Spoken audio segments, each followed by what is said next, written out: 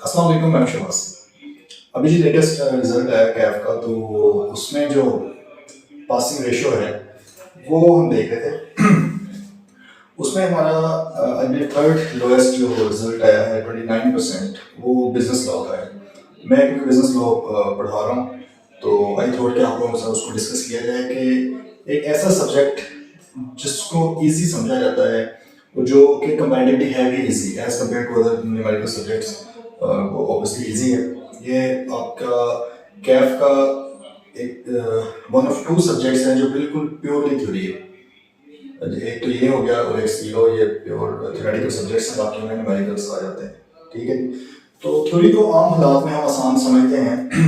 तो क्या वजह बनी कि सिर्फ 29% रिजल्ट आया? और अगर हम पिछले भी कोई 8 7 8 अटेम्प्ट्स का रिजल्ट देखें, उसको कंपेयर करें जो एवरेज हमारा न्यूमेरिकल सब्जेक्ट्स का रिजल्ट आता है, तो ये रिजल्ट तब भी कम ही होता था। अब आप देख लें कि कॉस्ट, जो कि एक मुश्किल सब्जेक्ट समझा जाता है, कॉस्ट मैनेजमेंट अकाउंटिंग, उसमें तकरीबन कोई 50% प्लस है। FA2 का आप देख लें रिजल्ट, तो ये MFA वगैरह का रिजल्ट भी बेहतर है। इसका रिजल्ट कम क्यों है? देखिए, सबसे पहले तो रीज़न जो बीइंग अ टीचर, और अगर मैं अपना स्टूडेंट लाइफ को भी अपनी को मैं थोड़ा सा रिकॉल करूं, तो बिजनेस लॉ का सब्जेक्ट ऐसा सब्जेक्ट है जिसको स्टूडेंट्स को ज़्यादा ही इजी ले जाते हैं। बेशक ये इजी सब्जेक्ट है, लेकिन आपको पता है ICAP की नज़र में तो ये भी एक सब्जेक्ट है पूरा। आप बेशक कैफ के 7 पेपर बाकी पास कर लें, अगर ये रह गया तो फिर भी कैफ तो आपके पास ना होगा, तो आई कैप की क्वालिटी तो कम नहीं होगी टेस्टिंग की। इशू एक बहुत बड़ा ये आता है कि स्टूडेंट्स मोस्टली क्रैमिंग की तरफ चले जाते हैं, 100% क्रैमिंग की तरफ चले जाते हैं, और उन्हें ये लगता है कि शायद हम क्रैम करके पास कर लेंगे ये सब्जेक्ट। या कई बार आप सारे का सारा फोकस न्यूमेरिकल सब्जेक्ट्स के ऊपर कर देते हो, स्पेशली अगर आप अकाउंटिंग की बात करें या कॉस्ट है, जिसकी वजह से जिस चीज़ को आपने ज़्यादा टाइम देना है वो तो आपकी पास हो जाती है, लेकिन जिसको आप ड्यू टाइम नहीं दे पाते और आप उसको छोड़ देते हो सिर्फ क्रैमिंग की हद तक, वो फेल हो जाता है। लेकिन ये सबसे पहली चीज़ तो यह है कि बेशक आप PRC के स्टूडेंट हों, कैफ के हों, या आप ऊपर CFEP MS से हों, आई कैप जो क्रैमिंग है उसको डिस्करेज करता है। और being a student of professional education, professional qualification, I guess के हम लोगों को इस तरफ जाना नहीं चाहिए, स्टैंड की तरफ। अनफॉर्चुनेटली हमारा जो एजुकेशन सिस्टम है, FSC, ICOM, FA वगैरह, वो क्रैमिंग के ऊपर ही मरकूज है, उसका सारा फोकस वो उसी की तरफ हमें लेके चलता है। लेकिन अब थोड़ा सा ट्रेंड चेंज हमें करना चाहिए अपनी एजुकेशन का भी। टीचर्स भी ऑब्वियसली कोशिश उन्हें भी करनी चाहिए और करते भी हैं, कंसेप्चुअली ज़्यादा पढ़ाएं। स्टूडेंट्स को भी ये कोशिश करनी चाहिए, क्रैमिंग से जितना दूर रहेंगे लिटरली उतना आपके लिए बेहतर है। अदरवाइज बेशक आप क्रैम करके PRC पास कर देंगे, आप कैफ भी किसी तरह निकाल जाएंगे, लेकिन ऊपर बहुत बहुत ज़्यादा मसला आपके लिए क्रिएट हो जाएगा। बहुत से ऐसे स्टूडेंट्स हमने देखे हैं अपनी एकेडमिक लाइफ में भी कि जो कैफ क्लियर कर जाते हैं क्रैमिंग करके, लेकिन ऊपर जाके स्टक हो जाते हैं। रीज़न यही होती है कि आई कैप वहाँ पर फिर टेस्टिंग लेवल बढ़ा देता है। हमें पता है कि डिस्कस हुआ होगा आप लोगों के साथ, डिफरेंट टीचर्स कहते हैं कि 3 लेवल्स होते हैं टेस्टिंग के, लेवल 1, लेवल 2, लेवल 3। स्टार्ट में लेवल 1 बिल्कुल होता है PRC वगैरह में, देन कैफ 2 में लेवल 2, कैफ में लेवल 2 आ जाता है, देन ऊपर जब आप जाते हैं लेवल 3 आता है। वो बड़ा एक प्रैक्टिकल बेस्ड आपका लेवल है, वहाँ पर कॉन्सेप्ट टेस्ट होते हैं। तो हमने बेसिकली पूरा CA करना है, हमें सिर्फ कैफ तो नहीं करना, हमें सिर्फ PRC तो नहीं करनी, हमें स्टार्ट से ही फिर अपना कॉन्सेप्ट्स के ऊपर फोकस करना चाहिए। बहुत से स्टूडेंट्स हैं, उनको ये लगता है कि शायद हम बिजनेस लॉ की अगर बात करें तो अगर हम बहुत ज़्यादा प्रैक्टिस कर लेंगे टॉपिक वाइज क्वेश्चंस करके, तो शायद हमारा निकल जाएगा, पेपर पास हो जाएगा। ये भी कई बार होता है कि आप एफर्ट कर लेते हो ज़्यादा। यहाँ पे वो स्टूडेंट्स में बात करूँ जो इजी नहीं लेते इसको, लेकिन वो प्रॉपर एफर्ट करते हैं। लेकिन देखें, डायरेक्शन जो है एफर्ट की वो भी मैटर करती है। अगर आपका कॉन्सेप्ट ही आपके पास गलत है, तो आप उसकी जितनी मर्जी प्रैक्टिस करेंगे वो मजीद खराब ही होगा, वो सही तो नहीं होने लगा। तो अगर आपने सिर्फ क्रैमिंग करके प्रैक्टिस स्टार्ट की है तो उसका कोई फायदा नहीं मेरे नजदीक। सबसे पहले काम होना चाहिए कॉन्सेप्ट के ऊपर, कॉन्सेप्ट मजबूत करें, अच्छे कॉन्सेप्ट हो। अभी जो लेटेस्ट पेपर आया था बिजनेस लॉ का, सबके सामने बड़े बड़े स्टूडेंट्स जिनकी अच्छी प्रेप थी, उनकी नज़र में वो वहाँ पे जाके हटे पके रह गए कि हमारे साथ क्या होगा। हुआ कुछ नहीं है, पेपर बिल्कुल ठीक था, लेकिन पेपर ICAP ने पूछा कॉन्सेप्चुअल, क्रैमिंग से हटके चीज़ें इस बार पूछी। कुछ तो जाहिर उसी तरह के रिप्रोडक्शन में क्वेश्चन होंगे, 35 मार्क्स के वाले होते हैं, लेकिन जो केस स्टडीज थी उसने डिफरेंट एंगल से डिफरेंट आपके जो उसने कॉन्सेप्ट्स एक एक क्वेश्चन के अंदर टेस्ट किए।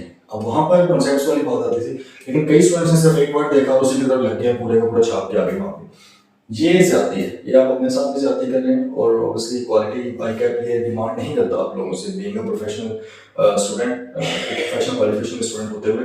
तो ये इसमें सबसे पहले कोशिश ये करें केस स्टडीज के ऊपर ज़्यादा फोकस करें।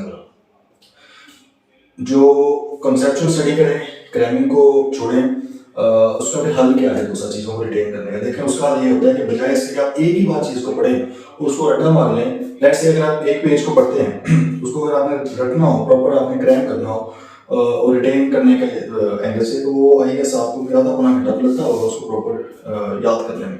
लेकिन दूसरी तरफ अगर वही आप उसको सिर्फ 2-4 महीने में पढ़ लें, एक कॉन्सेप्ट आपका हो गया, बिल्ड हो गया, क्योंकि आपने वहाँ पे कॉन्सेप्ट टोटल वही वाला रिप्रोड्यूस करना है। आप भाई अपनी प्लानिंग लिस्ट में लिख सकते हो, कोई मसला नहीं है, कॉन्सेप्ट मस्ट रिमेन सेम। बाकी आप जो अपनी वर्डिंग लिखते हो कोई उसमें इशू नहीं है, वो भी आई कैन उसको बिल्कुल करेक्ट कंसीडर करता है। ठीक है, तो हमारा पहला फोकस होना चाहिए कि यार क्रैमिंग की बजाय उसको पढ़ें तो 3-4 बार कम से कम आपने बुक पढ़ी हो।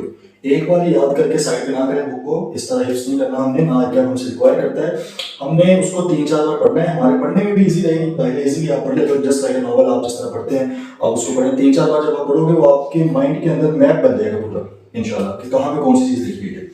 सेकेंडली फिर आपने जो केस सिनेरियोज होते हैं उनकी प्रैक्टिस बेशक करें, बहुत करें प्रैक्टिस, लेकिन उसका जो सीक्वेंस है प्रैक्टिस का, जो तरीकाकार है उसके तहत करें। एक आपकी अप्रोच पहले बिल्ड होनी चाहिए। सबसे पहले जब आपके सामने क्वेश्चन आता है तो आप उसके जितने भी रेलेवेंट उसके अंदर कॉन्सेप्ट्स आ रहे हैं सबको अंडरलाइन करें। वर्ड जो जो आपको फील हो रहे हैं कि ये वहां से कॉन्सेप्ट आया हुआ है, वहां से आया हुआ है, जब आपने 3-4 बार बुक पढ़ लेनी है ना तो आप इंशाल्लाह वहां तक पहुंच जाएंगे इजीली। क्योंकि देखें बिजनेस लॉ की जो बुक है, जो पेटेंट बुक का भाई है, तकरीबन 330 पेजेस है, उसमें से जो काम के पेजेस हैं, कॉन्सेप्ट्स वाले पेजेस हैं वो मुश्किल से 90 हैं या 100 के करीब है। बाकी जो एग्जांपल्स हैं उनकी आपको पता है या एंड पे एमसीक्यूज दिए हुए हैं, असल जो कॉन्सेप्ट है वो तो मुश्किल से 90 पेजेस है। तो 90 पेजेस को अगर आप बार बार पढ़ लें तो वो कहीं भी नहीं जाने लगे। ठीक है, तो जैसे केस सिनेरियो है आपने फॉरन रेलेवेंट कॉन्सेप्ट पे पहुंचना है। ठीक है, वहां पर फिर आपने देखना कि यार यहाँ पे रेलेवेंट पॉइंट कौन सा लगेगा, फिर वही लीगल प्रोविजन पहले लिखें, फिर बेसिक डिसीजन लिखें। एक बहुत बड़ा मसला क्या होता है कि स्टूडेंट्स लीगल प्रोविजन नहीं लिखते, कानूनी नुकता नहीं लिखते, स्टार्ट ही कर लेते हैं अपने डिसीजन से। अब इसका मसला क्या है, देखें बिजनेस लॉ जो सब्जेक्ट है थोड़ा जजमेंटल सब्जेक्ट है। आपकी नजर में एक चीज और हो सकती है, किसी और की नजर में कोई चीज और तरह हो सकती है। लेट्स से आपने कुछ सोचा हुआ है जो एग्जामिनर उस पॉइंट ऑफ व्यू से नहीं सोच रहा और आपने डायरेक्ट लिखना ही वहां से स्टार्ट किया है। अब जाहिर है फितरती तौर पे इंसान जो एग्जामिनर वो भी इंसान है, पेपर चेक कर रहा है, अगर आपने स्टार्ट में गलत जवाब बता दिया तो वो हो सकता है आगे पढ़े ना वहां पे क्रॉस कर दे। लेकिन इसकी बजाय अगर आप लीगल प्रोविजन लिखते हो तो आप अपनी बेसिस बता रहे हो यार ये लीगल प्रोविजन है, मुझे पता है इसका लीगल प्रोविजन का, लेकिन मैंने ये अस्यूम किया है इस सिचुएशन के अंदर और मैं इसके मुताबिक अपना डिसीजन बता रहा हूँ।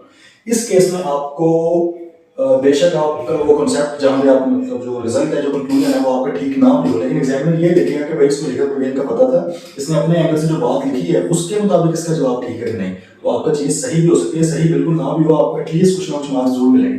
बजाय इससे कि आप स्टार्ट ही उससे करेंगे कि ये मेरा ओपिनियन है, ये इसका आंसर होना चाहिए, जो कि अगर वो आंसर नहीं है पूरे का पूरा सवाल आपका क्रॉस वहां पे लग जाता है।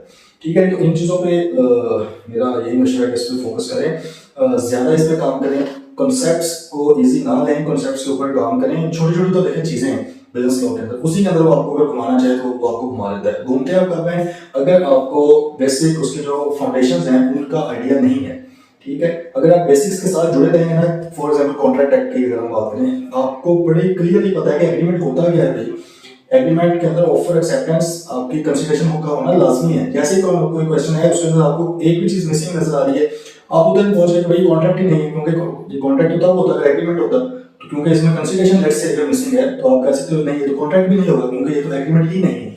अब इन सब के लिए एक बड़ी बेसिक सी आपसे बात ये, इसके लिए आपको जो फंडामेंटल्स हैं चीजों के वो उनके ऊपर स्ट्रॉन्ग ग्रिप आपकी होनी चाहिए। ठीक है, तो आई होप आप लोग इस पे वर्क करेंगे। जिनका रह गया है, जिन लोगों का 40s में जाके पेपर रहता है सीए में, वो उनका भी कॉन्सेप्ट्स का ज्यादा इशू नहीं होता, वो काफी हद तक बेहतर होते हैं। मेन इशू वही आ जाता है कि एप्लीकेशन कॉन्सेप्ट्स की क्या पेपर में सही हुई है या नहीं हुई। पेपर 100 मार्क्स का पूरा करें, जरूरी नहीं होता कि आपने कोई ये क्वेश्चन आपको बहुत अच्छा आता है तो उसको उसी में सारा टाइम लगा दे।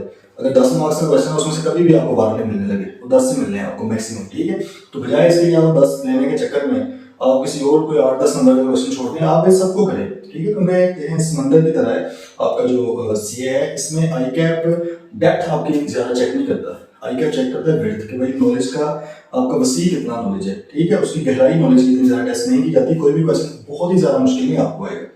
लेकिन हाँ ये होगा कि सारे कॉन्सेप्ट कहीं ना कहीं से कुछ ना कुछ चेक जरूर किया जाएगा, टेस्ट जरूर किया जाएगा। तो ये कुछ चीज़ें इन पर आपने कोशिश करनी है। तो इसके अलावा इंशाल्लाह कोई वीडियोस बना के आप लोगों को मज़ीद कोशिश करेंगे गाइड करने की। Thank you so much. अल्लाह हाफ़िज़।